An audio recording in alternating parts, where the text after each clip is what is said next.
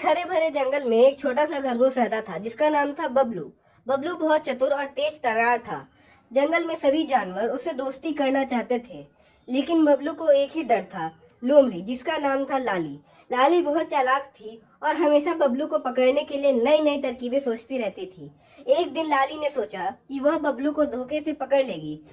उसने एक योजना बनाई और एक झाड़ियों के पास बबलू को देखा। उसने बबलू से कहा, अरे बबलू, क्या तुम जानते हो कि तुम्हारे लिए जंगल के सबसे बड़े पेड़ के नीचे एक खजाना छुपा हुआ है।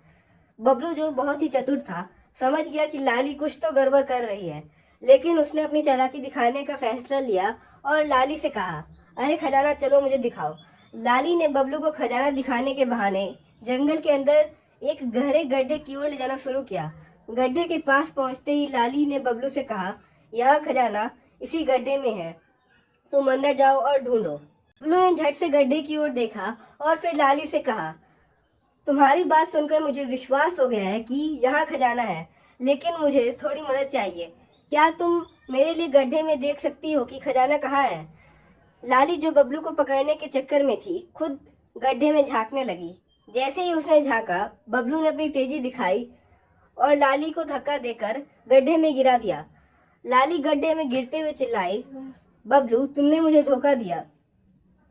बबलू हंसते हुए बोला, नहीं लाली, यह तो तुम्हारी ही चाल थी, लेकिन मुझे भी अपनी चालाकी दिखानी आई। अब तुम्हें समझ आ गया होगा कि दूसरों को धोखा देने से खुद भी धोखा खा सकते हैं। लाली ने गड्ढे से बाहर आने की कोशिश की, लेकिन उसे एहसास हो गया कि वह अपने ही जाल में फंस गई है।